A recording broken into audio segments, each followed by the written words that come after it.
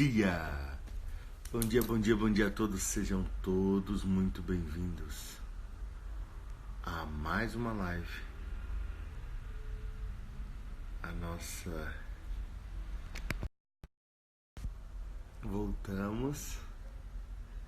Aê! Agora sim. A nossa 106ª de 365.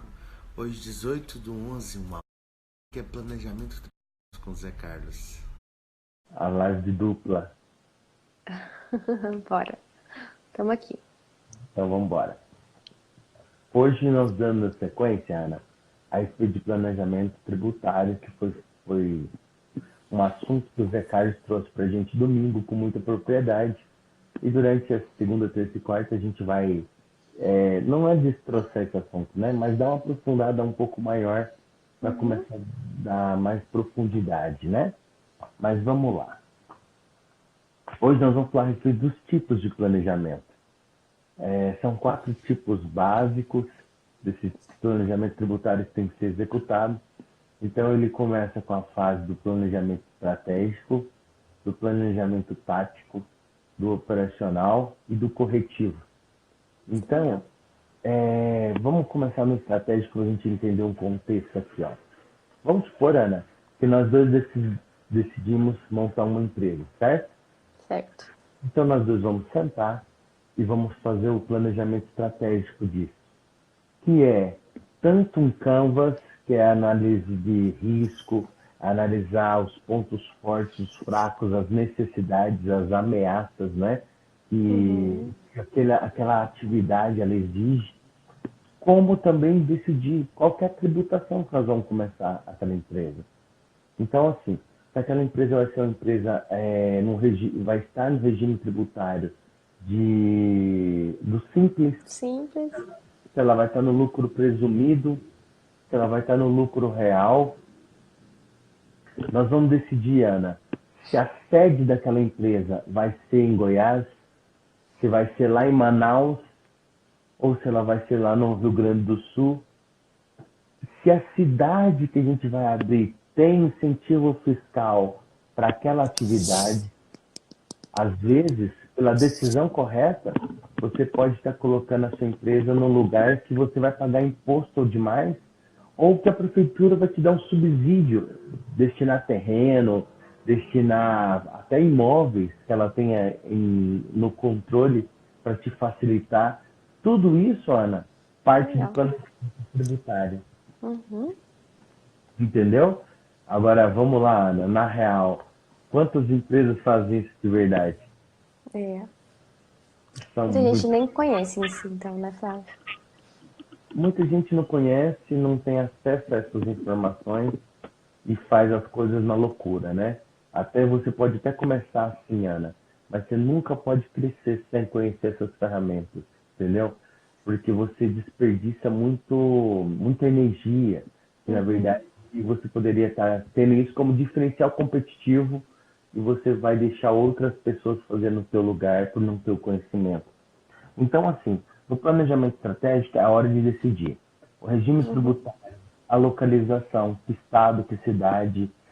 Manaus, por exemplo, é uma zona franca onde há incentivo total, às vezes isenção total de ICMS, de PIS, de COFINS, só para que a sua empresa fique lá no meio do Amazonas.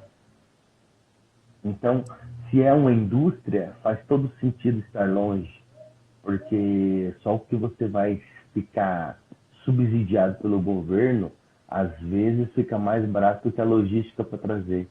Então nós temos no Brasil vários exemplos dessas empresas de TV, essas empresas que têm valor agregado no produto que entrega, faz sentido ir lá para o meio do Amazonas, entendeu? Por causa Entendi. do Que aí vocês incentivo. gastam só com transporte. Você vai ter um custo de logística, mas o mais caro, como é valor agregado, uma coisa é você ter uma tributação em cima de um produto de R$ 10, 10% de R$ 10. Outra coisa é 10% em cima de 2.000, 3.000, 4.000. Os Sim. valores vão ficar muito altos, né? Lá, concessionárias, muitas preferem estar lá, por exemplo, a Honda com moto está lá no Manaus para aproveitar esses subsídios.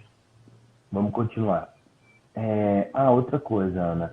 Hum, Na hora do planejamento tributário, que você vai entender se o seu produto é um. A atividade que você quer exercer é de venda, de indústria, ou se é de prestação de serviço. Eu lembro de uma decisão que tinha lá no Paraná, onde as empresas de informática ficavam em cidades pequenas porque pagavam menos ISS-QM. Então, ao invés de ir para Curitiba, que já era uma capital e etc., o governo do Paraná colocou incentivo nas cidades menores. Então, existem sistemas como RP, CIS e etc., que estão em cidades como Dois Vizinhos, Clevelândia, que são cidades que têm 5 mil habitantes. E uhum, tem uma empresa nacional naquele lugar, isso. entendeu? Então, por causa de 1%, é por causa de 1% e vale a pena, entendeu? Vale a pena, aham. No montante total, né, Flávio? No montante vale a pena. Então, assim, a primeira parte é o planejamento tributário estratégico, para você ter a estratégia do seu negócio. O segundo é o planejamento tributário tático, que é você colocar em prática o que foi desenvolvido no estratégico. Então, assim, primeiro você pensou, nós vamos para Manaus. E agora o planejamento tributário tático vai falar assim, lá em Manaus, nós vamos fazer o quê? Qual que é a tática para abraçar esses incentivos? Às vezes, Ana, existe a contrapartida num incentivo fiscal. Então, aqui em Goiás, por exemplo, existe um programa chamado Fomentar, ele não mudou o nome, eu acho que ele foi para Produzir, e esse programa, você até tem subsídio, geralmente as indústrias que têm esse programa na frente, está escrito lá, Governo de Goiás, Programa Produzir, você tem que contratar mais gente, obrigatoriamente você tem que contratar, exemplo, se o governo te dá 50 milhões de subsídio, você vai ter que fazer uma contrapartida de 50 funcionários, garantir para o governo um crescimento de tanto, sabe, de arrecadação. Uhum, Então tem toda uma contrapartida que no tático é a hora de você começar a bolar como é que isso vai acontecer. Quem é as pessoas, o contador ou o departamento fiscal, quem vai se envolver nesse programa. Depois do tático vem o terceiro, que é o operacional. Enfim, o operacional é para você ver nesse planejamento tributário operacional, a ideia é você saber se efetivamente o que foi planejado no estratégico, o que foi desenvolvido no tático, você efetivamente está conseguindo colocar ele na ação. Você efetivamente está conseguindo obter isso que pelo legal. controle das notas, se efetivamente na apuração de imposto está tendo aqueles subsídios que você imaginou que teria, porque Uhum, uma coisa é você planejar, outra coisa é você executar, mas na hora do vamos ver mesmo, aí você não está conseguindo levar. isso. Então não É adianta nada. mensurar os seus resultados, né, Flávio? Se você está E alcançando aquelas metas iniciais, né? O isso, acompanhamento. Que legal. isso. E o último, que é o quarto, que é o planejamento corretivo. O que acontece? Vamos supor que no operacional você descobriu que tem uma brecha, tem um buraco ali que você está fazendo errado. Ou você já pegou a empresa andando, você descobre que a empresa durante os últimos 5 anos fez pagamentos errados. Então o que acontece? Você antecipa o Estado. Você pega aquela informação. Se você que está devendo, você vai lá no Estado e se declara devedor. Então, para isso, você já ganha benefício de não ter multa. Para isso, você já ganha, né, a presunção de honestidade, não está fazendo a coisa com má fé. E se for pelo contrário, você pagou a mais do que devia, é nessa fase que você pede o retroativo, que é a recuperação tributária, né? Que é você analisar, esse produto aqui, durante os últimos 5 anos eu paguei 17% de imposto, deveria ter pago 7%. Então você faz esse acordo com o governo para restituir esses 10%. O governo não te devolve dinheiro, mas a maioria das vezes autoriza você ir deduzindo para frente no mês seguinte, para deixar de recolher aquele imposto, entende? Ah, que legal, não sabia disso. É. Então, assim, essas 4 fases, ela amarra a vida tributária da sua empresa. Ela deixa você, primeiro momento, ciente de quais são as possibilidades para você pagar menos imposto. Segundo momento, ela deixa você ciente e te mostra quem são as pessoas que tem que executar. Terceiro momento, ela faz a mensuração, se aquilo que é planejado e as pessoas que estão fazendo está fazendo correto.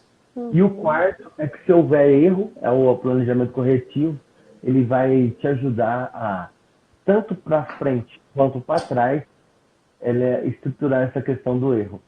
Sendo você o errado ou você sendo, na verdade, o beneficiado, né? Isso. O prejudicado ou não. Ou não. Que Então, legal. enfim, olha que bacana que é você, pensando como o futuro empreendedor, entender de todas essas áreas. Sim, planejando antes, né, Flávio? Colocando tudo no Planejando. papel. E eu acho legal, Flávio, porque não é sozinho, né? Você precisa contratar um monte de gente para te orientar, para te cercar a todos os lados, né? É uma equipe isso, né? Teoricamente, Você precisa entender de tantos assuntos, né? Ou contratar pessoas que entendam.